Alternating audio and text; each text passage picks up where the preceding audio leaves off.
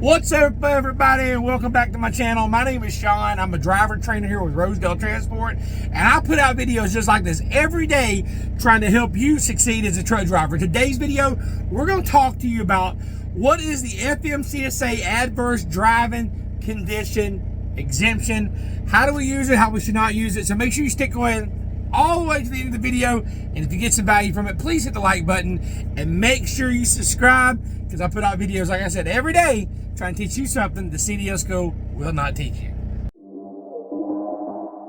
Drive stuff like this, there ain't no oil in it, or oil comes out early now. I stopped here at this road ranger, went inside, the driver comes here in Kansas, and we got the problem. He broke. If y'all ever seen anything like this, check this out.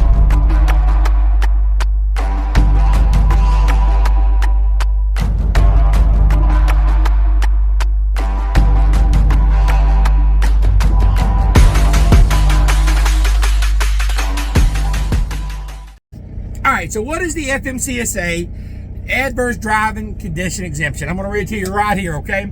It says the adverse condition exemption to the standard federal motor carrier safety administration, which is the FMCSA, hours of service regulation, refers to a regulatory provision that allows commercial truck drivers to exceed the maximum number of hours they can drive in a day by up to 2 hours under certain road and weather conditions. The exemption of special hours of service driving condition under 49 CFR 395.1 in the U.S.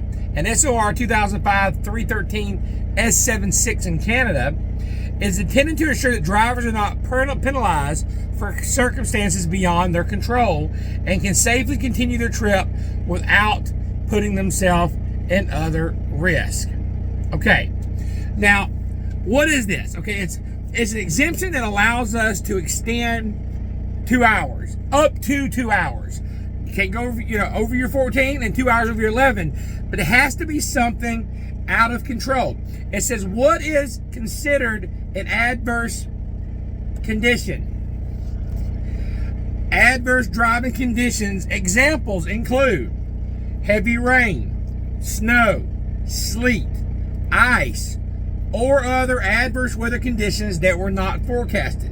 Heavy fog, high winds, dust storms, unexpectedly heavy traffic, road closures due to accidents and other incidents, other exceptional circumstances beyond the driver's control that make it difficult or impossible for them to their trip with the required hours of service time limits. Okay. Being stuck in traffic during rush hour is not considered adverse conditions. You cannot use this rule for that. Now, if we go back up here, it says what can be considered. It says heavy rain, snow, sleet, ice, or other adverse weather conditions that were not forecasted. All right, here's your problem, and this is where they're going to get you at. I personally have never used this exemption, and the reason why, number one, is because I normally just don't use it because I don't have to use it, but if I needed it, I could, but you got to be careful when using this, and I warn you because it says it's not forecasted.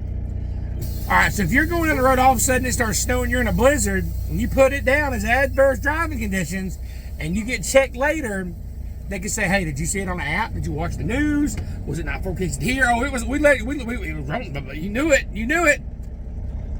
They don't have to prove that you actually knew it, that you could have known it. You understand what I'm saying? So you got to be careful with that. Circumstances that I would use it on is this: let's say there was a head-on collision, they shut it down, you could use it then, but you can only extend it up to 2 hours. So if it's taking you 6 hours to get through there and you run out of time, they ain't what it's talking about. Can you use it up to 2 hours to find a place safe at Haven's, what you're supposed to use it as? Now, I'm in the passenger seat today. We got my partner's over here driving. I call him my partner now. He's the trainee, but he's more like a partner. He's doing good over here. This is Jose over here. He's driving while I'm talking to you on this video. But he's doing a great job, by the way. But so we're talking about adverse driving conditions and the exemption for that, okay? Now that we're pulling out of this truck stop, let me go ahead and do the right thing. Let's put on my safety and my seatbelt right here. You know what I'm saying? All right, so you got to be careful when you use this rule.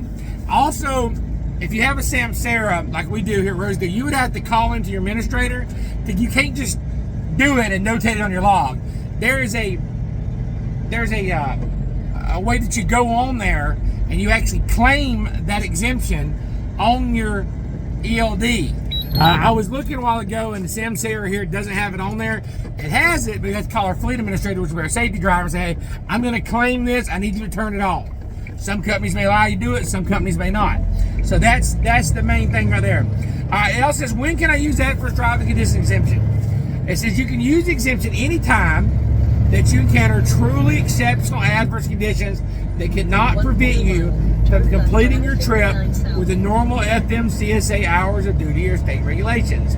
There's really no limit to when you can use it. You just need to make sure that you document it and use the exemption, there's the exemption, in your ELD before you take it. So you have to use the exemption. You've got to go into your ELD and claim it. You might have to call your safety manager to get that done. And it says, how do you use the adverse driving conditions exemption? Well, first off, you have to determine if you're truly driving in adverse weather conditions. You must first assess if the weather or road conditions are so severe that you're unable to safely complete your trip for the normal hours of service. Okay? You need to document the adverse conditions. You must keep a log or other written documentation of the adverse conditions, including the date, time, specific circumstances that made it difficult or impossible to complete the trip with normal hours of service. Meaning, a good example of this is if they shut the highway down. They shut it down at mile marker 154 at 3:03 p.m. due to the fatality. That's something that's documented, okay, that you can use. Now, if you're just willy-nilly using it for no reason, then get you for falsifying your logs, which is worse than just violating your hours of service. So make sure that you're doing this properly, okay? You got to notify your carrier. You must notify your carrier of the adverse conditions and that you are using the adverse condition exemption. Return to duty status as soon as possible once the adverse condition has passed. You must return to normal duty status and comply with the hours of service regulations as usual. Now, just because you got 2 hours don't mean you can just drive over the 2 hours.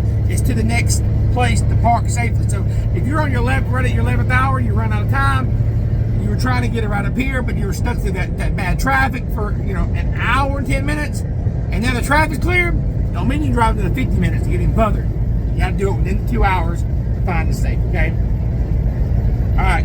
Make sure you use the hour of service rules exemptions sparingly and only when absolutely necessary for safety reasons. You must make sure you adequately document the exception in accordance with the fmcsa regulations. Now, can we use this? Yes. Have I ever used it? No.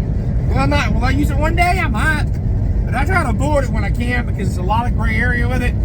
It was not that gray, but it's a lot of ways you can get in trouble, so I try not to. But I appreciate you watching this video. If that helped clear that up a little bit, please let me know in the comments. And if you're looking for a great company to work for, call the number at the bottom of the screen, 706-226-1003. If you're a new driver, hey, you over here, you'll be training with me soon. So come on over to Rosedale. Let's try along with Sean. Let's get it.